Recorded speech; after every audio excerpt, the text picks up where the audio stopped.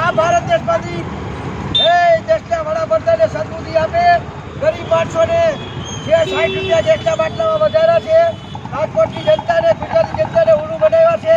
તો આજ ભગવાનને વિનંતી કરી છે, આ ભાજપ સરકારને સદબુદ્ધિ આપે, ગરીબ માણસોને બાટલાના ભાવમાં જે 60 રૂપિયાનો વધારો છે, તેમજ રોડ રસ્તામાં ભ્રષ્ટાચાર, સારે કોણ માધામુખી શિક્ષણની ફીમાં વધારો, બેરોના ઘાવ ચોખાના કૂપન બંધ કરી દીધા, ઊંડું બનાવી. ભારતીય જનતા પાર્ટીના એક અધિકારીને કહું છું કે આનો નિર્ણય તમે તાત્કાલિક લેજો. અમારા જિલ્લા પ્રમુખ મનીષાબા વાડે આગેવાનીમાં અમારા તમામ બહેનો અત્યારે આંદોલન કરી રહ્યા છે. આપણી સભા તમામ મીડિયા ભાઈઓને વિનંતી, આવા સપોર્ટ દેવા વિનંતી. બોલો હે ભગવાન મોદીને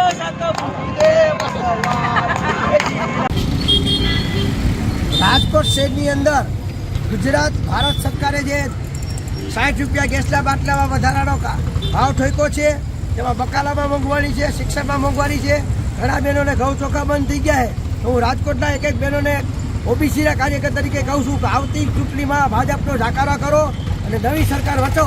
એક બહેનોને વિનંતી કરું છું, જો આ પાછી સરકાર આવી તો તમારે જીવવું મુશ્કેલ થઈ જાય.